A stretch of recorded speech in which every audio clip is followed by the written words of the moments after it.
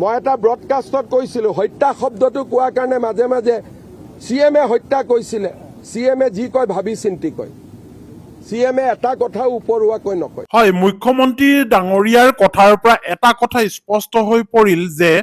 অৱশেষত জুবিন গাৰ্গৰ যে হত্যা হৈছিল এই কথাটো স্পষ্ট হৈ পৰিল। তেখেতে কি বেচিছত কৈছে গোটেই কথাখিনি গম পাব, মই ভিডিঅ' ক্লিপটো লগাই দিম। কিন্তু আপোনালোকে জানি লওক যে জুবিন গাৰ্গৰ যে হত্যা হৈছিল এই কথাটো মুখ্যমন্ত্ৰীয়ে আগতে কৈ থৈছিল, আৰু টক্সিকলজিৰ যিটো ছিংগাপুৰস্থ তাৰ পৰা যিটো পষ্টমৰ্টম ফাইনেল ৰিপৰ্ট আহিছে তাত হয়তো উল্লেখ আছে, গতিকে তেওঁ ইমান নদি ক'ব পাৰিছে যে মুখ্যমন্ত্ৰী ডাঙৰীয়াই আচলতে ইমান মিছা কথা নকয় এজন মুখ্যমন্ত্ৰীয়ে। গতিকে বহুত ভাবি চিন্তিহে মই কথাখিনি কওঁ। এই কথাটো স্পষ্ট হৈ পৰিছে, জুবিন গাৰ্গক যে হত্যা কৰা হৈছিল সেই টক্সিকলজিৰ ৰিপৰ্টত আচলতে এইটো ধৰা পৰিছে। আৰু এতিয়া আপোনালোকে বাইটটো শুনি লওক কি কয়। ছিংগাপুৰ চৰকাৰে এমলেট মিউচুৱেল লিগেল এছিষ্টেন্স ট্ৰিটিৰ অধীনত আমাক তেওঁলোকে পোষ্টমৰ্টেম ৰিপৰ্ট, সাগৰৰ লগত জড়িত তেওঁলোকৰ নীতি নিয়মসমূহৰ বিশদ বিৱৰণ আৰু টক্সিকলজি ৰিপৰ্ট তিনিটাই আমাক পঠাই দিছে, যিটোৱে আমাৰ ইনভেষ্টিগেশ্যনত বহুতখিনি সহায় হ'ব। ইয়াতে যিসকলে জাষ্টিচ লাগে বুলি কৈ আছে আৰু কিছুমানে জাষ্টিচ দিব চেষ্টা কৰি আছে, ইয়াত দুই ধৰণৰ মানুহ আছে। কিছুমানে কৈ আছে জাষ্টিচ লাগে আৰু কিছুমানে জাষ্টিচ দিবৰ কাৰণে যোৱা একমাহ ধৰি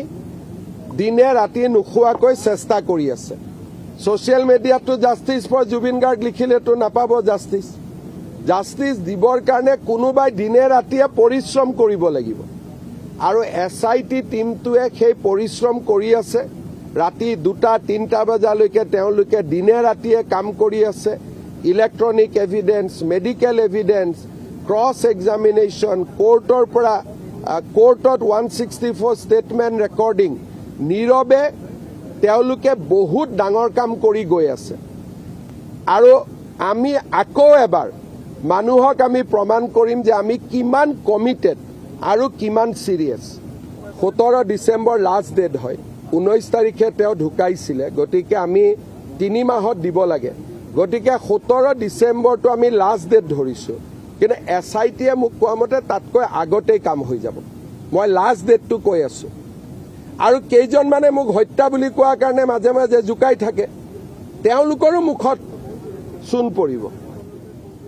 মই এটা ব্ৰডকাষ্টত কৈছিলোঁ, হত্যা শব্দটো কোৱাৰ কাৰণে মাজে মাজে CM-এ হত্যা কৈছিলে, CM-এ যি কয় ভাবি চিন্তি কয়,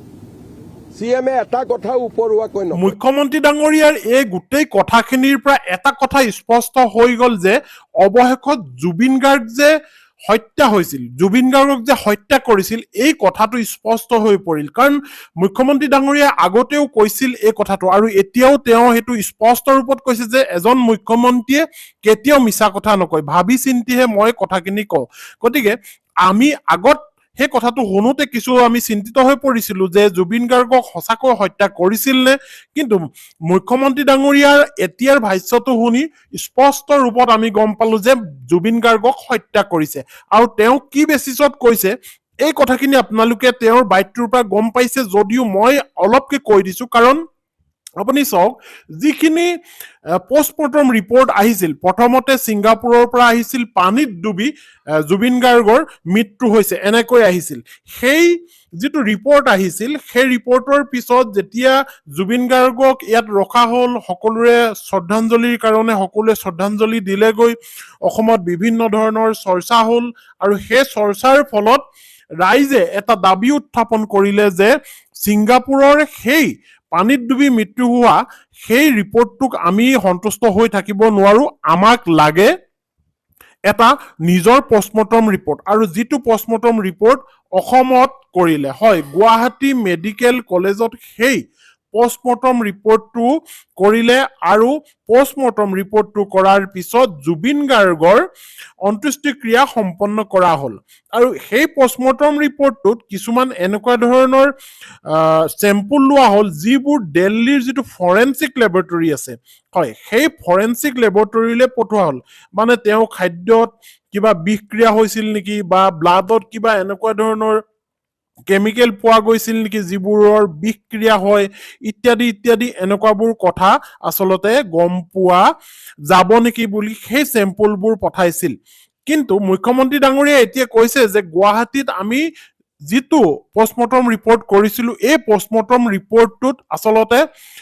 5 দিনৰ পিছত কৰা হৈছিল জুবিন গাৰ্গৰ মৃত্যুৰ 5 দিনৰ পিছত কৰা হৈছিল আৰু এই কাৰণেই আচলতে এই পোষ্টমৰ্টম ৰিপৰ্টটোৰ যিবোৰ তথ্য আহিল তাতকৈ স্পষ্ট ৰূপত তথ্য আহিছে ছিংগাপুৰৰ পৰা হয় ছিংগাপুৰৰ যিটো ফাইনেল টক্সিঅলজি ৰিপৰ্ট আহিছে পোষ্টমৰ্টম ৰিপৰ্ট আহিছে সেই ৰিপৰ্টটোত স্পষ্ট ৰূপত কিছুমান কথা আহিছে আৰু সেই কথাখিনি পঢ়ি তেওঁ গম পাইছে যে এইটো এটা হত্যাকাণ্ড হয় আৰু তেওঁ ধুনীয়াকৈ ব্যক্ত কৰিছে বাইটটোত যে কাৰণ ছিংগাপুৰত যেতিয়া জুবিন গাৰ্গৰ মৃত্যু হৈছিল তেওঁ তেতিয়া বেছি সময় হোৱা নাছিল 5 মিনিটৰ ভিতৰত তেওঁ ব্লাডৰ চেম্পল লোৱা হৈছিল আৰু বিভিন্ন ধৰণৰ চেম্পল লোৱা হৈছিল দেহটোৰ পৰা আৰু সেই দেহটোৰ পৰা চেম্পলবোৰ লৈ তেওঁলোকে পৰীক্ষা নিৰীক্ষা কৰি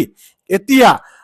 সেই ৰিপৰ্টটো দিছে যিটো ফাইনেল ৰিপৰ্ট যিটো মুখ্যমন্ত্ৰী ডাঙৰীয়াই গম পাইছে আৰু সেই কথাখিনিৰ ভিত্তি কৰি আচলতে মুখ্যমন্ত্ৰী ডাঙৰীয়াই এতিয়া আৰু নদি কৈছে যে মই কোৱা সেই হত্যাকাণ্ড বুলি কোৱা সেই কথাটো যে মিছা নহয় মই বহুত কথা ভাবি চিন্তিহে কওঁ গতিকে এই কথাটো স্পষ্ট হৈ পৰিছে যে জুবিন গাৰ্গক হত্যা কৰাহে হৈছিল কাৰণ কথাটো নোহোৱা নহয় 5 দিন পিছত যিটো ৰিপৰ্ট আচলতে জুবিন গাৰ্গৰ দেহৰ পৰা লোৱা হৈছিল যিখিনি তথ্য সেইখিনি তথ্য আচলতে যিখিনি চেম্পল আহৰণ কৰা হৈছিল হেতু জুবিন গাৰ্গৰ মৃত্যুৰ 5 দিন পিছত কিন্তু ছিংগাপুৰত যদি সেই চেম্পলবোৰ লৈছিল 5 মিনিটৰ পিছতে ল'ব পাৰিছিল কিয়নো তাতেই তেখেত আচলতে নোহোৱা হৈছিল আৰু নোহোৱা হোৱাৰ কাৰণেই তাত তেওঁলোকে যিটো ছিংগাপুৰে আচলতে উন্নত এটা মেডিকেল তেওঁলোকৰ টিম আছে তেওঁলোকৰ চিকিৎসা পদ্ধতি বহুত উন্নত এটো গোটেই বিশ্বই আচলতে মানে গতিকে তাৰ পৰা যিটো ৰিপৰ্ট আহিছে এই ৰিপৰ্টটো গ্ৰহণযোগ্য হ'ব গতিকে এতিয়া এই কথাটো আহিছে আৰু মুখ্যমন্ত্ৰী ডাঙৰীয়াই কৈছে যে যেতিয়া 17 ছেপ্টেম্বৰ যিটো 17 ডিচেম্বৰত আচলতে যিটো দিয়া কথা আছে চাৰ্জশিট সেই তাৰিখৰ আগতেই এছআইটিয়ে চাৰ্জশিট দাখিল কৰিব আৰু তেতিয়া কিন্তু অসমৰ বহু মানুহে দুখ কৰিব আৰু বহু মানুহে ভাল পাব আৰু বহু মানুহৰ খং উঠিব আৰু এটো কাৰণে খং উঠিব কিছুমান নভবা কথা আচলতে সেই চাৰ্জশিটখনত থাকিব যিবোৰ কথা হয়তো আমি অসমৰ ৰাইজে বা জুবিনৰ অনুৰাগীসকলে একো গমেই পোৱা নাই যিবোৰ গম পালে আমাৰ অসমৰ ৰাইজৰ খং উঠিব অসমৰ ৰাইজৰ দুখ লাগিব এনেকৈ মুখ্যমন্ত্ৰী ডাঙৰীয়াই কৈছে কিন্তু এটা কথা স্পষ্ট হৈ পৰিছে যে জুবিন গাৰ্গৰ মৃত্যুৰ ক্ষেত্ৰত যিখন ছিংগাপুৰৰ পৰা ফাইনেল পোষ্টমৰ্টম ৰিপৰ্ট আহিছে সেই ৰিপৰ্টটোত কিন্তু এনেকুৱা ধৰণৰ তথ্য আছে যিখিনি তথ্য সদৰি হলে অসমৰ ৰাইজৰ চকু কপালত উঠিব আৰু যিসকলে জুবিন গাৰ্গক ভাল পাই আছে তেওঁলোকে হয়তো অকণমান দুখ পাব পাৰে বুলি মুখ্যমন্ত্ৰী ডাঙৰীয়া আচলতে ব্যক্ত কৰিছে কিন্তু আমি এতিয়া সেই ৰিপৰ্টটো কেতিয়ালৈ পাম বা কেতিয়ালৈ ৰাজহুৱা হয় এই কথাখিনিলৈ আমি অপেক্ষা কৰিব লাগিব আৰু মুখ্যমন্ত্ৰী ডাঙৰীয়াৰ কথাত আমি বিশ্বাস কৰিছো তেখেতৰ প্ৰতিটো কথাই আখৰে আখৰে পালন হৈ গৈ আছে দেখা যাওক সময়ে কি কয়